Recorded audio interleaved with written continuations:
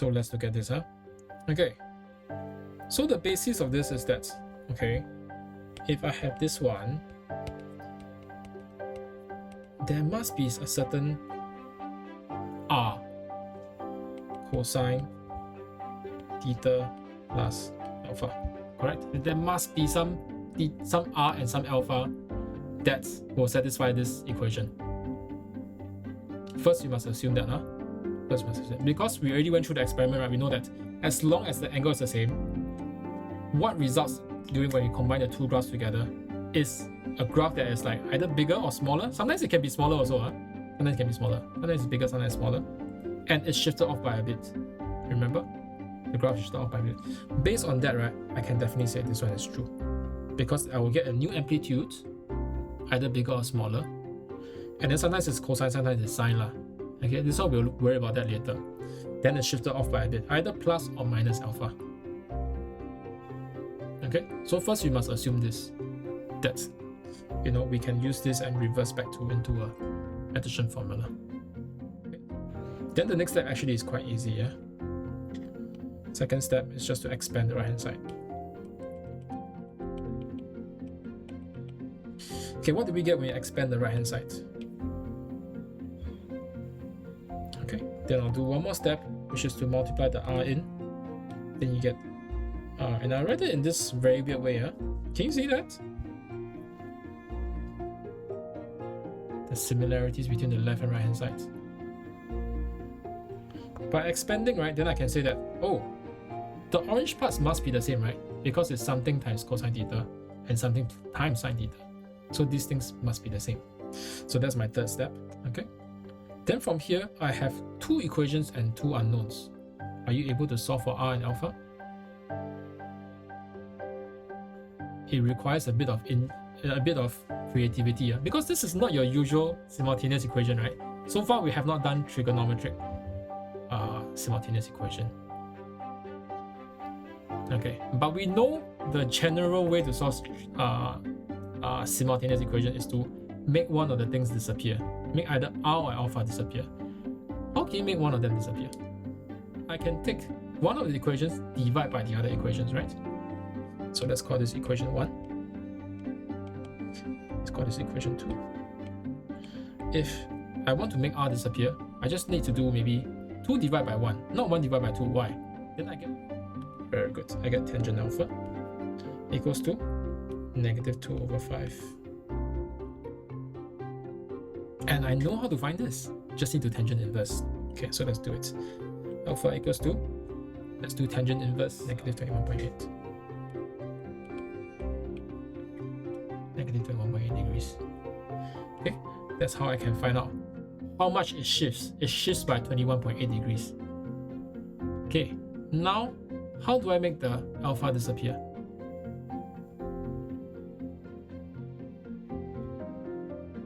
Or you can actually substitute alpha back inside one of the equations and solve, right? But actually there's a faster way.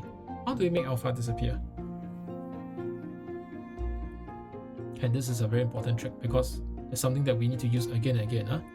In Sec 3, Sec 4, maybe even in JC, huh? And that is this. We take 1 square plus 2 square. Why? The Pythagorean identity, right? Okay, so 1 square plus 2 square is going to be square plus square alpha plus sine square alpha equals to 5 square plus negative 2 square. So R square is equals to 29.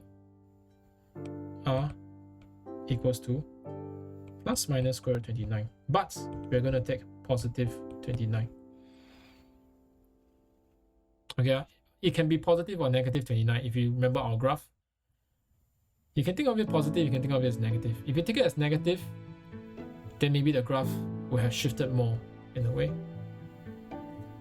Okay, so let me show you. Here is a positive cosine graph. So y equals to cosine x. It looks like this. Correct? And here's the graph of negative cosine x. It looks like this. They are actually the same graph. I can say that, oh, if I shift the graph 180 degrees, right? If I shift the orange graph 180 degrees here, then it's actually the same graph. Do you realize? So we can actually take the negative r, negative square root 29, but it just means that we need to shift by even more degrees. So by definition, to save us that trouble, we just say that we will take the positive square root value of r. So in that way, we say r is defined to be positive. To save ourselves some trouble, r is defined to be positive. Okay, so this is root 29. And if you put root 29, I think you get 5.385. Yes, so this is how we get the 5.385. This is how we get the negative 0.4. It's through a algebraic process like this, then we solve. Okay, so let me put in the last part. Solve for alpha and r. Okay, so this in a nutshell is R formula. It is the reverse of the addition formula, but it feels nothing like that, because what we're trying to achieve is actually solve a problem, solve a real life problem. Okay, so take some time to digest that. And oh, by the way, do you realize this one? I also pull a fast one. Do you realize that alpha could have been in the second or the fourth quadrant, but why did we take the fourth quadrant? But basically, we just follow the principal angle, remember? Principal angle of tangent is between negative 90 to positive 90. So we follow that. We could take alpha to be in the second quadrant if we want, but again, that just means that we're shifting the graph even more. And to save ourselves that trouble and make sure that everybody is talking about the same quadrant, okay, we just say that, hey, let's follow the principal angle between negative 90 to positive 90. So those are the definitions of alpha and r. There are multiple answers for alpha and multiple answers for r. We restrict ourselves to the simple ones so that everybody is on the same page. We don't confuse each other. So we set definitions. Okay? Is that alright? Good. Yeah, it's just like some people think that, the green light and the red light, right? I once heard this on a talk show. Some people think that, red light means stop. Some people think that, red means like passion. It means that I should go. That's the problem, right? When you don't define things, people can interpret things differently. So we need to tell everybody, hey, let's all remember that red means stop. And then the world can function properly. Yeah, so definitions are important in that way, okay? Good. There you go, R formula.